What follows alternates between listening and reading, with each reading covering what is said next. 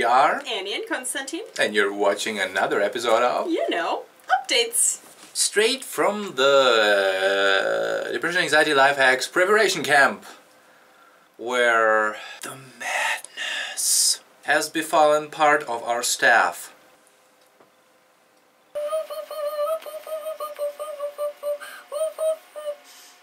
I'm still writing at my thesis, but we also actually did something really useful. We have finally put out the survey that we've been talking about for a little while now, that I'm really liking and enjoying and very, very excitedly watching responses flutter in. So I'm going to spend my next week, or part of my next week, just bugging all of you to fill out this survey and give us more data. So if you haven't done it yet, please fill out our little survey. The link will be in the doobly-doo. In the doobly-doo.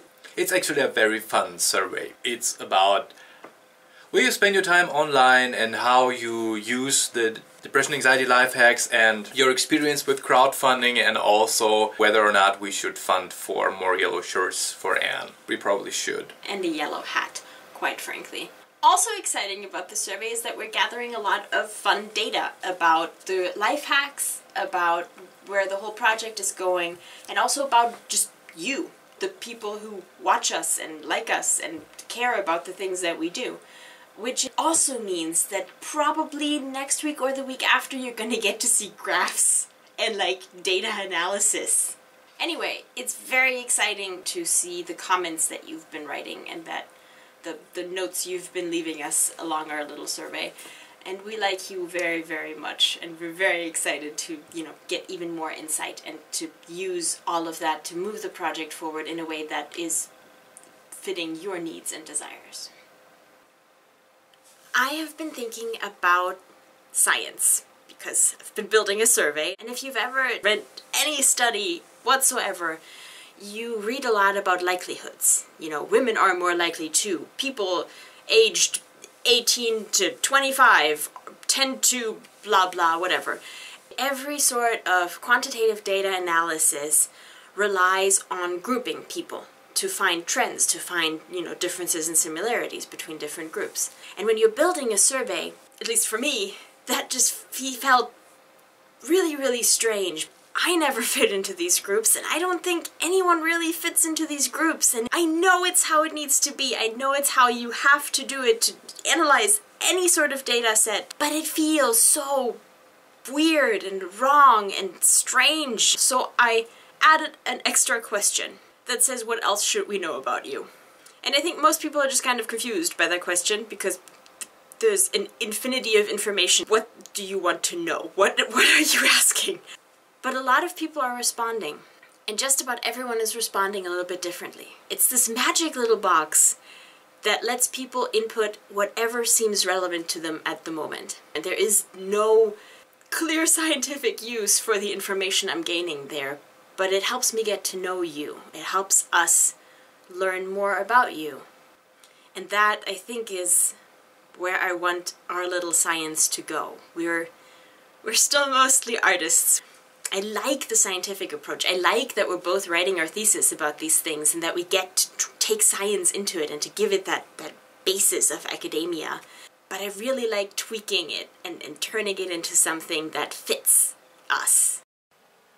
Especially because I am going through a lot of data and statistics in my thesis for the first part, where I describe the production reality of content creators in Germany. I'm again and again fascinated by this duality of the predictability and the unpredictability of humanity. And it reflects a little on the survey thoughts of Anne with this box of what should we know about you. Because if you take this thought of on average, and I see it wonderfully demonstrated on my actual momentary suffering of writing a thesis and not getting forward, and this phenomenon is known, how you write your student paper the night before, basically. And it seems like it doesn't matter whether you're who you are or where you come from. When you're a student, this is when it's done, the night before. And the same goes for data on crowdfunding campaigns. Like, on average, there's this spike in the beginning of a campaign of support and contributions of the numbers, and a spike at the end. And every campaign is a little different, obviously, but these spikes are always there.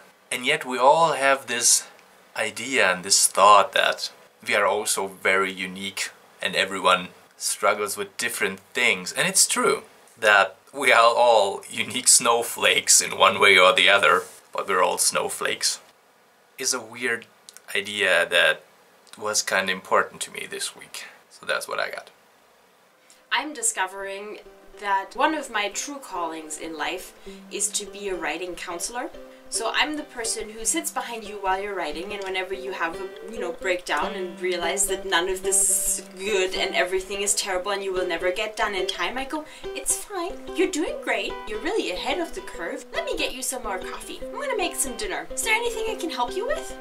Which is really fun because it has all the excitement of a deadline, but I don't actually have to worry about turning shit in. So, if this whole filmmaking thing doesn't work out, I am available for hire.